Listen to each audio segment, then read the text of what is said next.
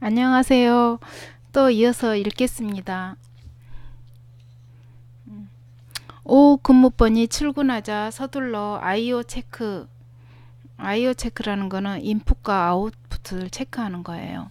환자의 현재 몸 상태와 앞으로의 치료 방향을 잡아줄 기초 자료가 될 아이오를 위해 내가 근무하는 동안 환자들 몸에 들어간 모든 수혈량과 수행량, 식사량과 이관을 통해 넣어준 물의 양을 정확히 기록했고, 환자들 몸에서 나간 대변과 소변량을 합하고 구토를 포함한 출혈량과 여러 개의 간으로 배액되는 양과 색깔 등을 꼼꼼히 기록했다. 침대 옆에 여러 개 달린 전자수액 조절기의 눈금을 다시 0으로 맞춰놓고 아이오 결과를 분석해 다음 근무번이 정확히 줘야 할 양들을 계산해 두었다. 1시간마다 넣어야 하는 간호 기록에는 관찰한 환자들의 동공반사 및 의식 상태, 혈압을 포함한 활력 징후, 바이탈 사인의 변화, 환자의 움직임과 감각들, 수술 부위의 양상과 피부색 변화 등을 하나하나 기록했다. 이상이 있는 환자에게 어떤 검사를 하고 어떤 약을 주었는지도 꼼꼼히 기록해 넣었다.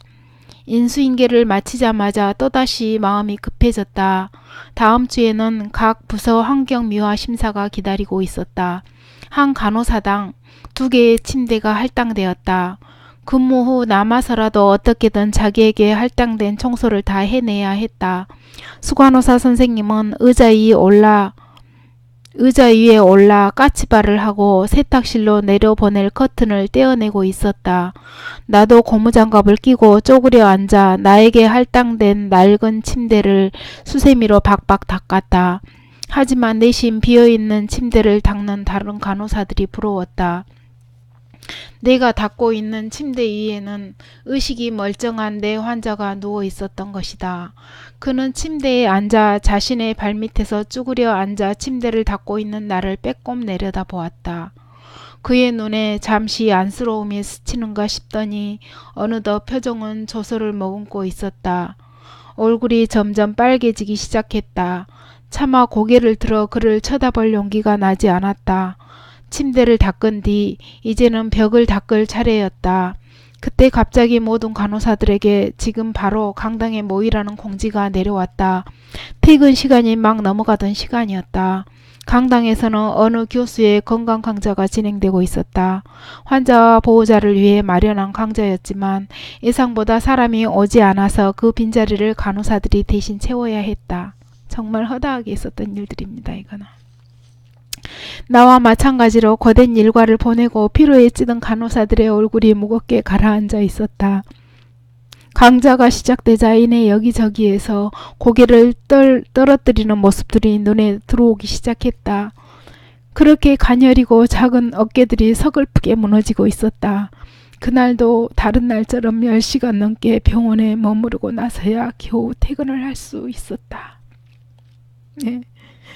이런 것 때문에 제가 영상을 다 찍지를 못했고 책을 읽다가 여러 번 덮었던 이유입니다. 우리가 흔히 근로기준법이라든가 그런 거 있을 때는 3교대라고 하니까 8시간 딱딱 맞춰서 딱딱 시작하고 딱딱 끝날 것 같잖아요. 근데 전혀 그렇지 않습니다. 침대를 닦을 때 오죽했으면 의식이 조금이라도 있는 환자가 내려다보는 그 모습을 의식을 하게 되잖아요. 누군가가 나를 계속 쳐다보고 있으면 의식을 안 하고 있다가도 그게 느껴지거든요. 그래서 사람과 눈을 마주하게 되죠. 그러니까 오죽했으면 이 선생님은 그렇게 표현을 하잖아요. 내심 그 빈 침대를 닦고 있는 그 간호사가 부러웠다고. 그 소독하는 그 침대가 싫은 게 아니라, 침대 닦는 게 싫은 게 아니라 이내 환자가, 의식이 있는 환자가 종종 있어요. 중환자실이라고 해서 모든 환자가 의식이 없는 건 아니거든요. 근데 이제 그 환자가 누워있는 침상을 닦다 보니까 환자가 내려다봤다는 거죠. 그리고 쭈구리가 앉아있는 나를 빼꼼 내려다보면서 잠시 안쓰러움에 설치는가 싶더니 표정은 조소를 머금고 있었는데, 안쓰러움과 조소가 함께 이제 그런 것들을 느끼었을 때 내 자신이 점점 얼굴이 빨개진 거, 또 그거는 사실은 또 어찌 보면 그 순간 또 하고 이제 너무 그 느끼는 거지만 그냥 어쨌든지 간에 한 달락 마무리할 수 있는 일이긴 해요. 그렇지만 그걸 이제 거의 끝내갈 무렵에 갑자기 이제 강당에 모이라는 그런 것들은 퇴근 시간에 맞춰서 교대 타임에 간호사들이 인원 동원이 되는 거죠. 강당에서 강좌를 한다든가 아니면 건강 강좌 하는데 사실은 환자나 보호자들이 이주가 돼서 들어야 되는데, 거의 때로는 이제 그 병원의 이신이나 그 의사 선생님이 강의하는 그런 성의를 봐서 이제 뭐 이유가 뭔지는 모르겠지만 어쨌든 간호사들이 동원됩니다. 그러면 거기 앉아 있는데 물론 졸면서 그 강좌를 들을 수도 있겠죠. 근데 그 어깨들이, 저는 사실은 많이 앞쪽 자리에 앉아가지고 이런 것들이 이렇게 묘사되어 있는 거 보고 참 이 김연아 간호사가 많은 것을 보고 또 그것들을 글로 써낸 것들이 굉장히 대단하다는 생각이 들거든요. 근데 저도 그 앞쪽에 자리에 앉아서 못 느꼈던 것들을 이렇게 써놓으니까 굉장히 공감이 되고 눈물이 핑 돌았어요. 그때 가서 보니까. 왜냐면 10시간이 넘는 시간을 병원에서 보내는 거예요. 아까 인계하기 전에 그 물품 카운트 하기 위해서 30분도 아니고 1시간씩 일찍 옵니다. 때로는 1시간 반 이전에 신규 간호사 때는요, 인계가 7시에 시작한다 그러면 그보다 1시간이나 1시간 반 이전에 옵니다. 그래야지 그 많은 물품 카운트를 확인하고 맞출 수 있거든요. 라운딩도 하고 아까. 근데 그거는 당연히 우리가 해야 할 일들이라고 여기기 때문에 그냥 그거가 부당하다고 여겼으면 하지 못했겠죠. 계속된 일인데. 그리고 너도 나도 다 같이 하는 일이었기 때문에 그거를 그렇게 힘들게 생각 안 하고 그 에너지를 다 쓰고 이제 퇴근해야 되는 시간에 또 부르니까 강당에 앉아 있는 거예요. 근데 그 뒤에서 자꾸 어린 어깨들이 서글프게 무너지고 있었다고 보니까, 이 김연아 간호사가 뒤에서 바라본 모습을 적어놨는데 그 앞에 앉아있는 나의 모습을 보는 것 같아가지고 10시간 넘게 병원에 머무르고 나서야 겨우 퇴근할 수 있었다는 거죠. 그 강자가 다 귀에 들어왔을까요? 자리는 채워줬겠죠. 누구를 위한 자리를 채움인지는 모르겠지만 자리는 채워주고 저희는 퇴근을 할 수 있었습니다. 대학원 실습을 나갔던 병원에서 한때 같이 일했던 수간호사 선생님을 만났다. 반가워서 어쩔 줄 몰라 하던 선생님은 저녁 6시쯤 같이 저녁을 먹자고 하셨다. 실습이 끝나는 시간과 얼추 맞아 그러겠노라고 대답했다. 선생님과 나는 띠동갑이었다. 약속한 6시가 다가오자 선생님은 나를 병원 후문으로 불렀다. 왜 정문이 아닌 후문에서 보자고 하시는지 의아해 하면서도 인적 드문 후문 앞에 서서 한참 선생님을 기다렸다. 선생님은 혼자 타고 내려온 엘리베이터 문이 열리자마자 나에게 달려와 갑자기 손을 낚아채더니 뒤도 안 돌아보고 병원 밖으로 무작정 뛰기 시작했다. 영문도 모른 채 끌려간 나는 병원이 보이지 않는 곳에서야 겨우 멈춰설 수 있었다. 선생님은 아침 7시에 출근해서 저녁 6시에 퇴근하는 것도 빨리 퇴근하는 거라고 하셨다. 병원에 오래 머물면 머물수록 유능한 수간호사라는 이상한 논리가 있다. 나는 다른 수간호사들은 아직 병원에 남아있는데 6시에 퇴근하다 다른 사람들 눈에 띄면 괜한 소리를 듣게 될까봐 걱정하던 선생님의 얼굴에도 어느덧 검은 피로가 켜켜이 쌓여 있었다. 문득 띠동갑의 나이가 떠오르자 50대 중반이 넘은 어느 먼 훗날 풀지 못한 피로가 가득 쌓인 얼굴을 빼꼼 내밀고 한참 두리번거리다 병원 후문을 향해 달려나가는 내 모습이 순식간에 그려졌다. 그때 처음으로 어쩌면 병원에서 끝까지 간호사로 남아있지 못할 것 같다는 애감이 들었다. 정말 이분은, 이 작가 김연아 간호사는 제가 50이 넘어서 다른 병원 수간호사로 갔을 때는 이런 모습은 아니었긴 했어요. 그런데 저도 이런 모습의 수간호사 선생님을 뵀거든요. 예전에 병원에 왜 일찍 오셔가지고 다 회의까지 끝나고 했는데도 못 가셔요. 간호부장님이 언제 또 호출할지 모른다고.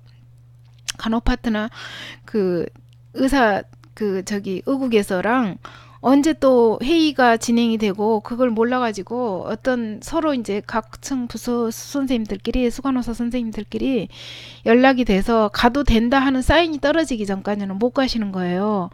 저희는 참 그런 모습을 보면서 저는 이렇게까지 생각은 못했어요. 그 띠동갑인 수간호사님이 후에 나의 모습이 될 거라는 생각은 못하고 저도 40대를 넘기고 50대가 됐잖아요. 50대 수간호사가 돼가지고 갔는데 저는 이제 의사 선생님이 참 좋은 데 갔어요. 이렇게 아까 같은 그런 상황이 발생하지 않도록 이제 적절하게 보호자가 찾으면 이렇게 바로 반응을 해주신다든가 어떤 상황, 그 보호자가 이해할 수 있는 상황에 설명을 해주시기 때문에 저희가 별 큰 어려움이 없이 이제 운 좋게 그런 병원에서 이제 수간호사 생활을 하게 됐는데, 그 띠동갑인 선생님이면 자기보다 12살 아래인 후배 간호사잖아요. 근데 그 밥 한 끼 먹고 차 한 잔 마시기가 왜 그렇게 눈치가 보였겠습니까? 그런 시스템에서 가기 때문에 그렇지 않은 선생님이 소외가 되는 거예요. 그리고 능력 없는 사람, 일을 하기 싫어하는 사람, 그런 수간호사로 낙인 찍힐까봐 두려우신 거죠. 저는 그 마음을 충분히 이해할 수 있습니다. 제가 수간호사도 돼봤고 책임간호사로서 수간호사님을 옆에서 많이 지켜본 입장에서는, 오랜 시간 지켜본 입장에서, 그리고 제가 신규 간호사 때부터 저하고 함께 일했던 수간호사님 보면 이런 부분이 그냥 있는 이야기가 아니에요. 정말 4시간에 충분히 일찍 나와서 충분한 일을 하고 각자 그 신규 간호사나 수간호사나 포지션에서 일은 다 각기 있거든요. 거기에 걸맞는 일들이 다 있어요. 그러면 거기에서 최선을 다하고 오로지 환자를 위해서 생활을 하지만 행정과 의료팀, 의사들과 다른 타 부서 간의 그런 아까 약국이라든가 식당, 하물며 뭐 업무과, 그 다음에 검사실, 방사선과, 그런 다른 여러 팀들과 어우러져 일이 진행되는 그 물리치료과 뭐 그런 것까지 다 이제 연결돼서 일을 다 열심히 마치고도 하루 그 퇴근하는 시간을 대기해야 되는 그런 상황들을 이해할 수 있어요. 이해할 수 있고, 내 손을 낚아채고 뒤도 안 돌아보고 병원 밖으로 나갔다는 그 이야기는 그것도 정문에서 만나지도 못하고 후문에서 만나자고 약속을 하고서도 그런 것들 지금은 많이 안화됐다고 느끼고 생활하는 상황에서 저는 운 좋게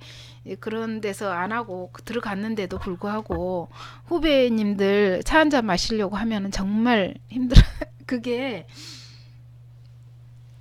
나쁘다고 이상하다라고 할 수 없을 만큼 자연스러운 상황들이었던 것 같습니다.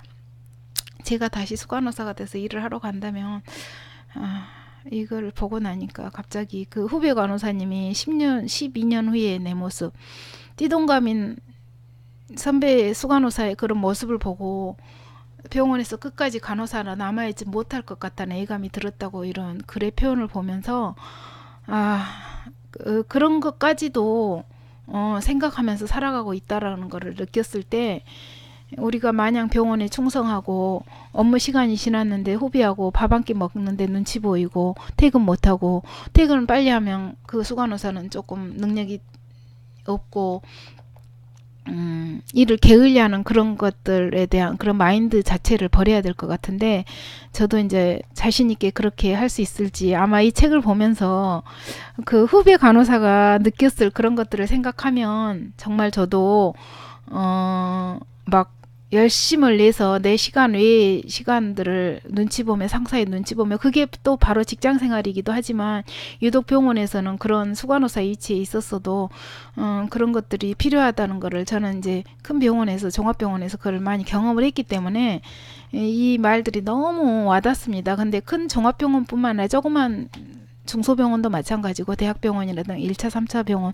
뭐 다 마찬가지일 거예요. 뭐 여기서 대표적으로 이제 이렇게 나왔긴 하니까 뭐 여기만 그런가 그러지는 않습니다. 다 거의 90% 이상이 그렇다고 봐야죠. 예.